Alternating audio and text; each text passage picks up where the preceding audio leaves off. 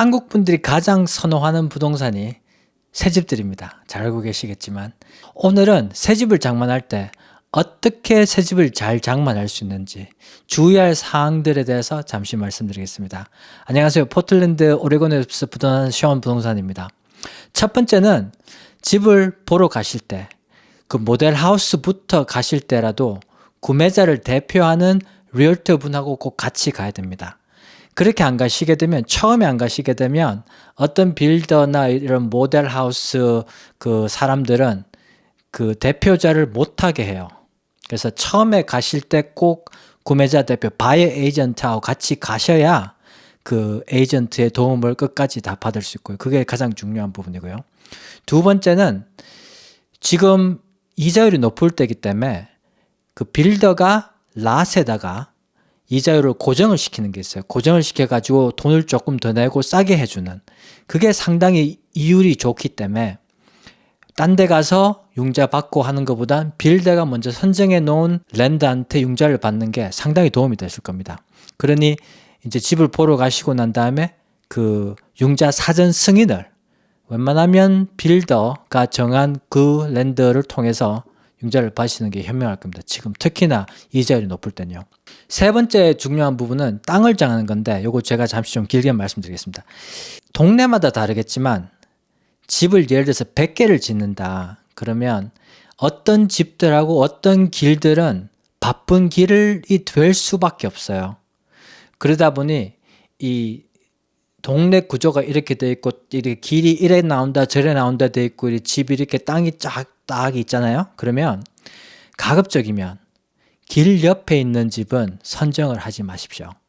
왜냐하면 길이 조용한 길은 별로 상관이 없는데 그 조용한 길이 나중에 다른 동네가 또 붙고 여기 있는 농사 짓는 땅에 집 짓고 그래가지고 집이 더 많이 생기다 보면 지금은 조용한 길이 바쁜 길로 변할 가능성이 상당히 많아요.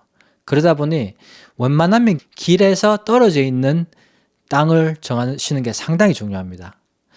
또 한 가지 중요하게 생각하셔야 될 부분은, 길도 그렇지만 만약에 반대로 공원이나 학교나 옆에 있으면 그것도 또 안 좋을 수도 있어요. 왜냐하면 공원이나 학교들이 낮에 좀 많이 시끄럽고 그렇기 때문에. 근데 바쁜 길보단 덜 하죠. 그러니 길이 지금은 조용하고 차가 하나도 없기 때문에 별로 상관이 없다 그렇게 생각할 수 있으시겠지만, 그게 한 5년 있다가 그 동네 다 완공되고 나면 큰 길이 돼버리면 집 가격을 거의 한 10%까지 손해볼 가능성이 많습니다.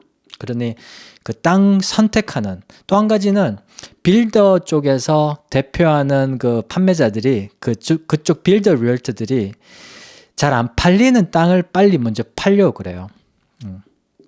그리고 좋은 위치 땅은 미리 팔릴 경우도 많고, 그렇기 때문에 이것만 있다고 그러면 그거 바로 그냥 선택하지 마시고 조금 한 달이라도 더 기다렸다가 다른 페이즈, 그러니까 그 옆에 동네에 또 한 20개 더 짓는다 그럴 때, 그때 처음으로 들어가셔서 가장 좋은 땅을 선택하시는 게 상당히 중요합니다.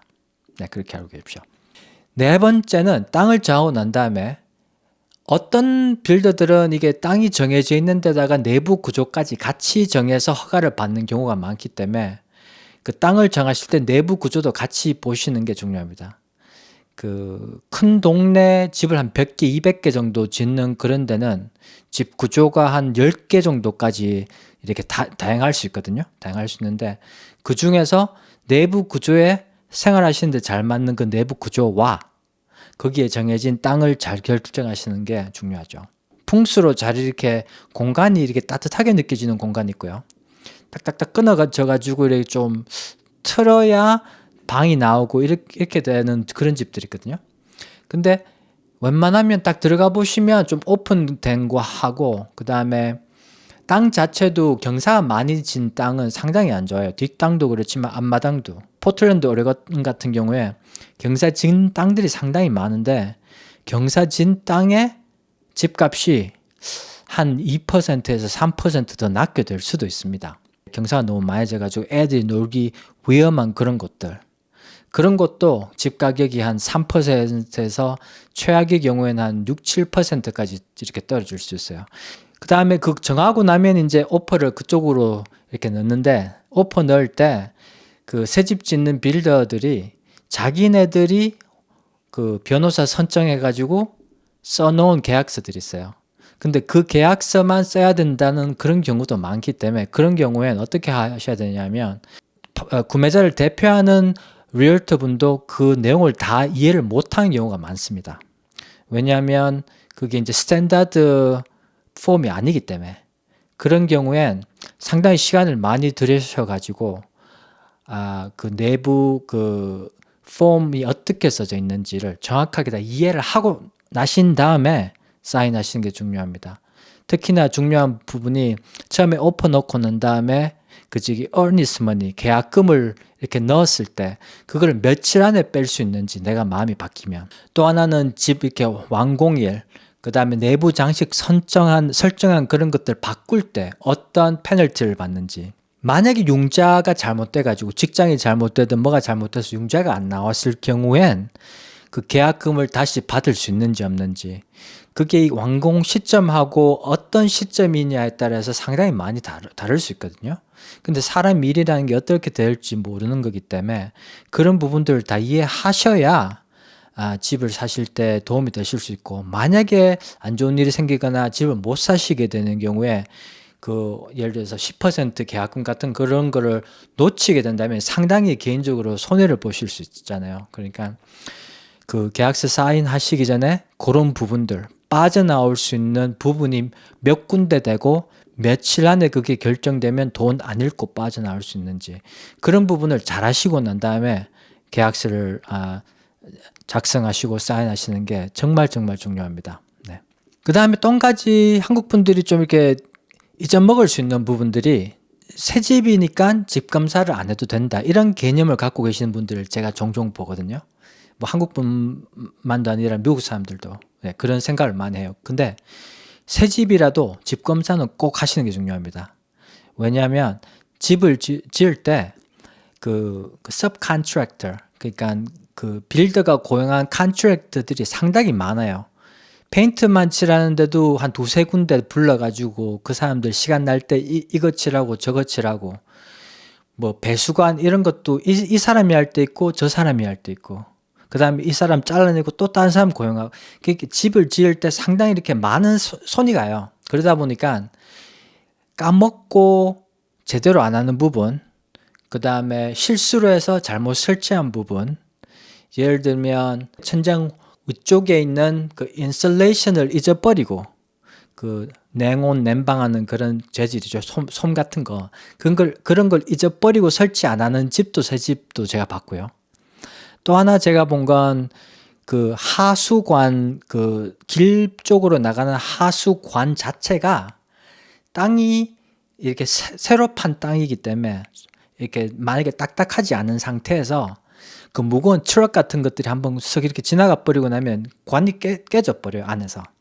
그 관이 깨진 거를 갖다가 그 카메라 안 넣으면 못 알아내죠. 그런 집을 사서 나중에 집을 팔 때, 한 10년 있다 팔 때, 집 살려고 하는 사람들이 카메라를 넣어가지고 집 검사했는데 배수관 관이 금이 갔거나 아니면 이게 찌그러졌다, 그래서 물이 샌다, 그러면 그게 나중에 집 팔 때 한 10,000불 손해 보실 수도 있어요. 높게는 한 2만 불까지 손해 볼 수 있어요. 그렇기 때문에 새 집이라도 배수관, 그러니까 밖에서 봤을 때 안 보이는 부분들을 다 집 검사하는 게 정말 중요합니다. 새 집이라도 사람이 실수할 수 있는 부분이 상당히 많기 때문에 그 손이 가는 부분이 100가지, 200가지, 300가지가 있기 때문에 집 검사는 한 500불 꼭 들이셔가지고 직접 선택하셔서 집 검사를 하시는 게 정말 중요합니다. 네. 그리고 또 한 가지 생각하셔야 될 부분은 그 완공 시점을 맞추는 건데요. 완공 시점이 예를 들어서 뭐 7월 1일에 완공이 된다 그랬다고 이렇게 계약을 썼더라도 그때 완공 안 되고 8월 15일에 끝날 수도 있어요. 그렇게 되면 지금 살고 계신 새 들어 사시는 댁이나 아니면 집을 팔려고 계약해서 집을 팔려고 준비해 놓은 그런 집이나, 그런 집들이 이 집이 완공이 안 되면 들어갈 수가 없잖아요. 그렇게 되면 집을 비워줘야 되는 상태에서 상당히 곤란할 경우가 생길 수가 있어요.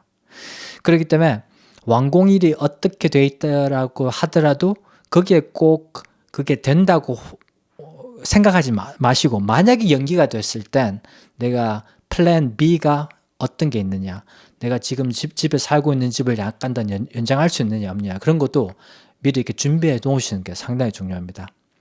그리고 제가 봤을 때 새집, 만약에 그 사람들이 7월 1일 달에 7월 1일 날 완공이 됐는데 클로징 하는 거를 그때 못 하게 되면 7월 2일, 3일부터 매일 1,000불씩 돈 더 내라고 하는 그런 경우도 있어요. 그게 왜냐하면 빌더 입장에서는 클로징이 안 되고 소유권을 그때 못 주게 되면 그 사람들이 계속 돈을 내야 되거든요.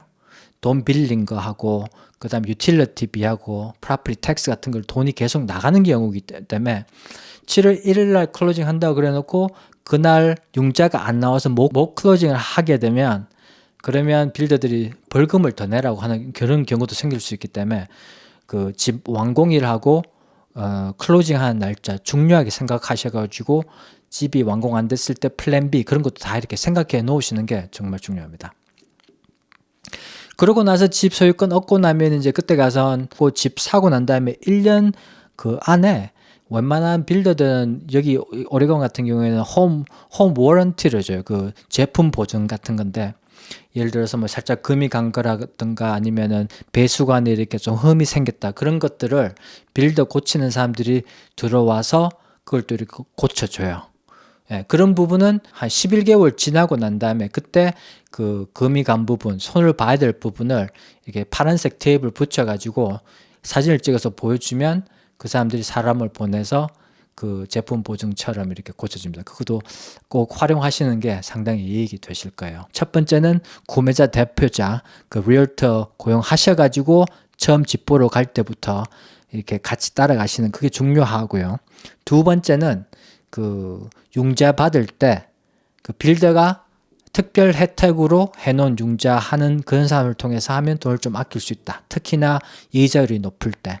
세 번째는 땅하고 그 다음 내부 구조 장식 같은 거 정할 때 땅이 정말 중요하다. 바쁜 길 피하셔야 되고, 다른 어떤 뭐 큰 이렇게 놀이터나 학교 같은 뒤에 있는 그런 땅은 피하시는 게 좋다는 말씀을 드렸고요. 그 다음에 오퍼 넣을 때 서류 자체가 상당히 빌더들을 위하는 폼이기 때문에 내부 사항을 잘 알고 사인을 하시기를 제가 권유해 드리고요. 그 다음에 집 검사 꼭 하시는 거, 그 다음에 완공 일자하고 집 비워주고 집 찾고 그런 어떤 벌금 같은 거 잘 알고 계시고요. 그 다음에 1년 제품 보증하는 그런 워런티 서비스 받는 거 그거 잊지 마시고, 예, 그렇게 하시면 웬만한 부분들은 제가 지금 커버를 한 것 같으니까, 만약에 포틀랜드 오레곤 쪽, 뭐 힐스보로, 비버튼, 이렇게 베타니 같은 쪽에 새 집을 원하시거나 궁금한 사항이 있으시면 언제든지 저한테 연락 주십시오. 봐주셔서 감사하고요. 좋아요, 구독해 주시면 감사드리겠습니다. 안녕히 계세요.